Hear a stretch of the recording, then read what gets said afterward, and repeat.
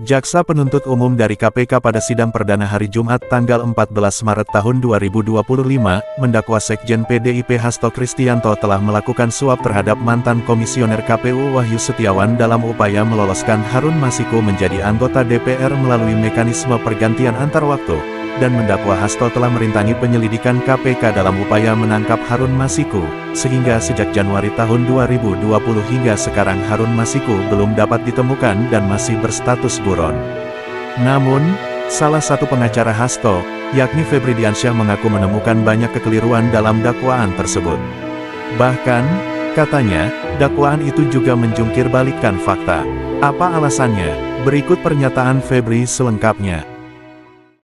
Ya, tadi kita sudah dengar ya dakwaan yang ada, dan kami menemukan satu hal yang meskipun kecil tetapi cukup mendasar, yaitu KPK salah menggunakan undang-undang dalam dakwaannya. Di dakwaan pertama mulai KPK menggunakan KUHP di dakwaannya, Kitab Undang-Undang Hukum Acara Pidana pasal 65 KUHP. Seharusnya KPK menggunakan pasal 65 KUHP. Kenapa ini penting?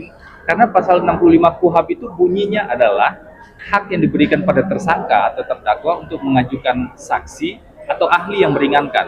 Nah, pasal 65 KUHP inilah yang dilanggar oleh KPK pada saat proses penyidikan, karena tim kuasa hukum mengajukan ahli pada saat itu, ahli meringankan, tapi kemudian tidak digubris dan perkara secara tergesa-gesa dilimpahkan ke pengadilan. Itu hal kecil saja. Kami sudah menemukan banyak sekali perbedaan-perbedaan ataupun catatan-catatan kelemahan yang lain. Hal yang kedua yang mungkin juga perlu disampaikan adalah dakwaan ini sebenarnya kan dalam perkara secara utuh ini ada 3 dakwaan. Satu, dakwaan terhadap Wahyu Setiawan bersama Agustiani Tio pada saat itu, kemudian dakwaan Saiful Bahri, dan ketiga dakwaan Pak Hasto. Harusnya dakwaan ini konsisten soal fakta, tapi ternyata fakta di dakwaan Wahyu Setiawan pada tanggal 17 Desember 2019 itu berubah drastis. Terkait apa? Jadi peristiwa 17 Desember 2019 yang ada di dakwaan KPK pada Wahyu Setiawan adalah Harun Masiku memberikan uang pada Saiful Bahri 400 juta. Ternyata di dakwaan terhadap Pak Hasto itu diubah sedemikian rupa, seolah-olah Pak Hasto yang memberikan uang. Nah, ini kan terjadi jungkir balik fakta, ketidakkonsistenan. Ini dakwaan sama-sama dibuat oleh KPK. Di tahun peristiwa tahun 2019-2020 itu dakwaan juga dibuat oleh KPK. Sekarang dakwaannya juga dibuat oleh KPK.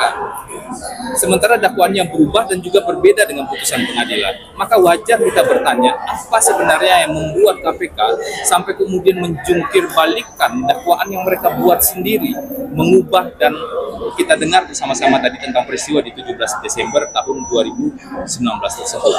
Nah, poin yang berikutnya, poin ketiga yang tercatat tadi adalah terkait dengan obstruction of justice. Dikatakan bahwa dituduhnya Pak Hasto sudah memerintahkan Nur Hasan untuk menghubungi Harun Masiku. Padahal Nur Hasan sendiri nggak bilang begitu di persidangan sebelumnya yang sudah diuji di bawah sumpah. Nur Hasan bilang dia bukan dihubungi Pak Hasto, tapi didatangi oleh pria-pria berbadan kekar pada saat itu.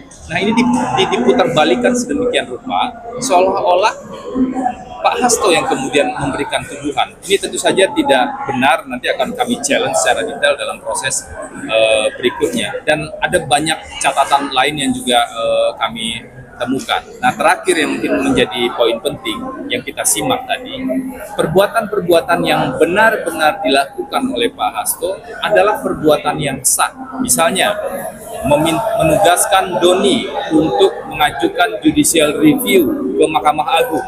Bagaimana mungkin pengajuan judicial review secara resmi, ada jalur hukumnya, kemudian itu dimasukkan sebagai bagian dari perbuatan yang dituduh obstruction of justice atau suap. Ini kan keliru sekali. Kemudian perbuatan yang meminta KPU, baik surat ataupun pertemuan, untuk melaksanakan putusan Mahkamah Agung dan juga fatwa Mahkamah Agung.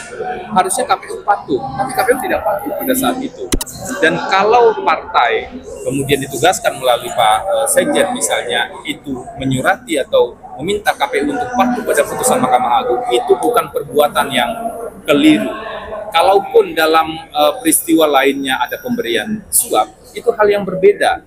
pada fakta persidangan sebelumnya di putusan kasus Wahyu Setiawan dan juga Saiful Bahri itu tegas sekali Pak Hasto tidak terkait memberikan suap, baik sumber dananya ataupun perintah untuk memberikan suap. Jadi itu dua peristiwa yang berbeda yang sekarang dicampur adukan seolah-olah ada rangkaian.